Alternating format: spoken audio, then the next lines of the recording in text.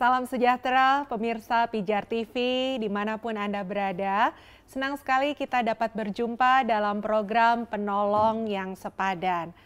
Dari judul program ini saja kita tahu ya bahwa apa yang dibahas dalam episode-episode yang ditayangkan itu berbicara bagaimana seorang penolong yang sepadan sesuai dengan kebenaran firman Tuhan. Dan penolong yang sepadan ini adalah pribadi yang Tuhan berkati, Tuhan sertai, dan tidak perlu khawatir karena dia bukan pribadi yang lemah, dia bukan pribadi yang biasa-biasa, tetapi sebaliknya, dia pribadi yang juga memiliki kekuatan daripada Tuhan. Nah, saat ini kita sedang bicara mengenai kelemah lembutan. Jadi penolong yang sepadan adalah penolong yang memiliki karakter lemah lembut. Kita akan lihat dari apa yang firman Tuhan sampaikan. Di dalam Galatia pasal yang kelima ayatnya yang ke-22.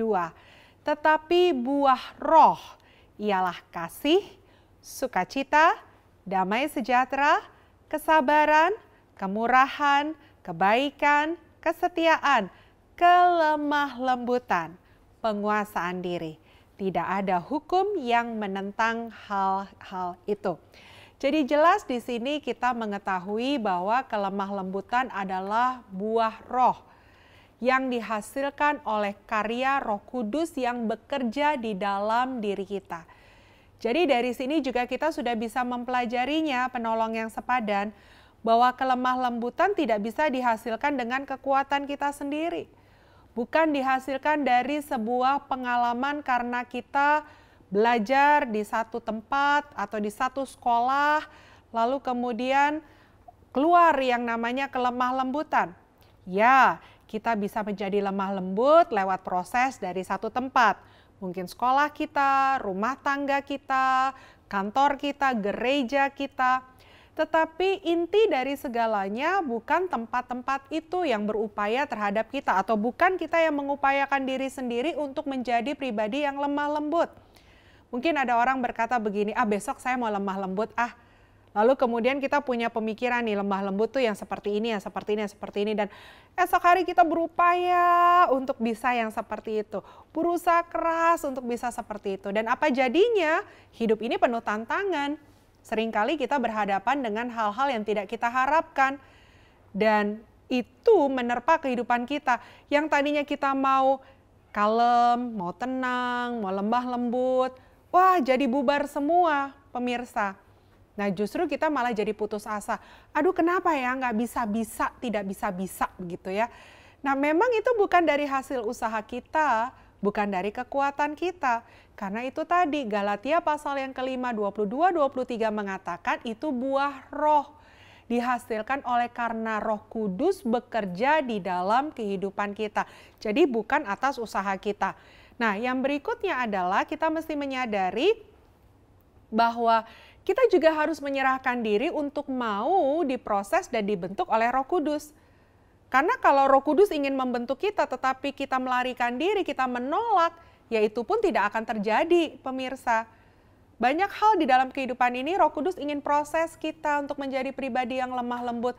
Tetapi kita menolak karena ya mungkin kita tidak mau begitu ya. Kita pikir wah nanti kalau lemah lembut, apalagi kalau kita bersandar dengan apa kata orang. Kata orang kalau lemah lembut tuh nanti bisa diinjek-injek kalau kita terlalu jadi orang yang kalem, jadi ibu yang terlalu kalem, jadi istri yang terlalu kalem. Nanti kita diinjek-injek sama pasangan kita, nanti kita diinjek-injek sama anak-anak kita. Dari sini saja kita sudah mendapat pengertian yang keliru sebetulnya, pemirsa.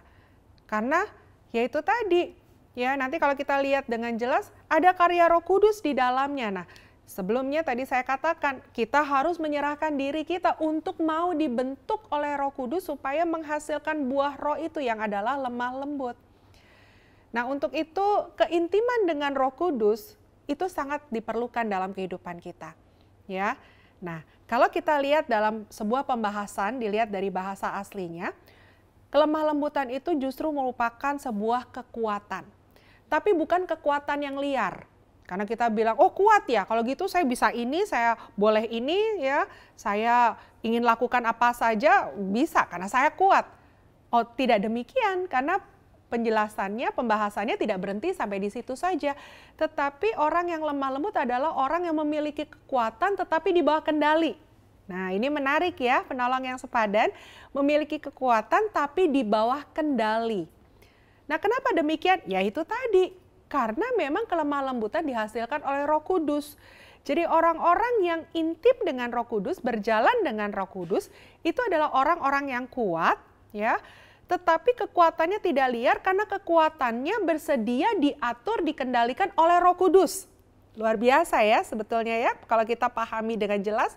Jadi perjalanan kehidupan kita bisa lemah lembut dan lemah lembut itu bisa berdampak dengan orang-orang di sekitar kita. Tetapi kita sendiri itu dikendalikan dan mau dikuasai oleh Roh Kudus. Nah untuk itu keintiman dengan Roh Kudus tadi saya katakan penting sekali. Ya, nah kalau kita intim dengan Roh Kudus, maka salah satu yang kita dapatkan juga adalah hikmat, pengetahuan. Ya, Roh Kudus akan kasih kita hikmat, akan kasih kita pengetahuan.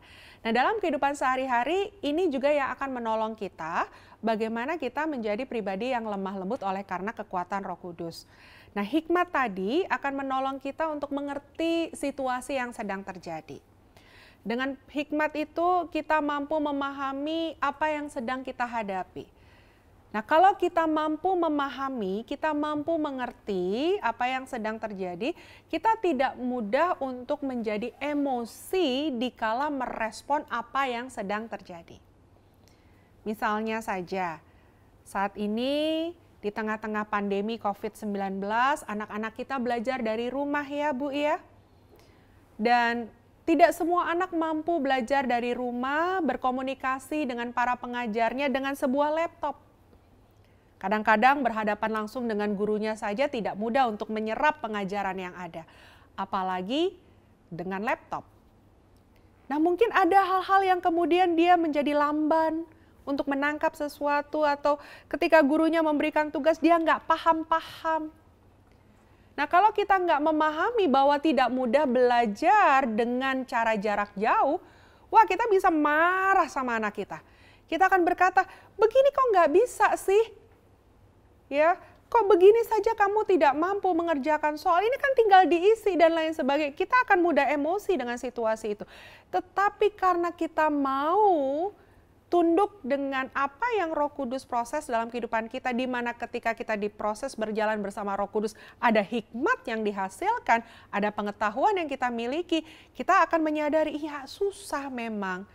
Tidak mudah buat anak kita belajar dari jarak jauh. Jadi kita mampu menjadi lemah lembut, mampu untuk tidak menjadi emosian, mampu untuk menahan marah, bahkan bisa bersikap bijaksana. Indah ya, penolong yang sepadan. Kalau kita intim sama Tuhan, Tuhan kasih hikmat sama kita. Hikmat itu yang akan menolong kita merespon situasi yang ada. Dan akhirnya kita menjadi pribadi yang bisa menanggapi dengan kelemah lembutan. Kan semuanya nanti akan berjalan dengan damai sejahtera. Kalau semua berjalan dalam damai sejahtera, ada ketenangan di rumah tangga kita. Kalau ada ketenangan, orang-orang mampu berpikir, orang-orang mampu menghasilkan yang maksimal, dan hasil itu pun akan kembali memberkati kita. Pastikan hari ini kita adalah orang yang lemah lembut, yang adalah orang yang kuat, tetapi kuat di dalam kendali Roh Kudus yang kita persilahkan untuk mengendalikan kita. Terima kasih untuk kebersamaannya dalam program Penolong yang Sepadan. Sampai jumpa lagi pada episode yang lainnya. Saya pamit undur diri, Tuhan Yesus memberkati.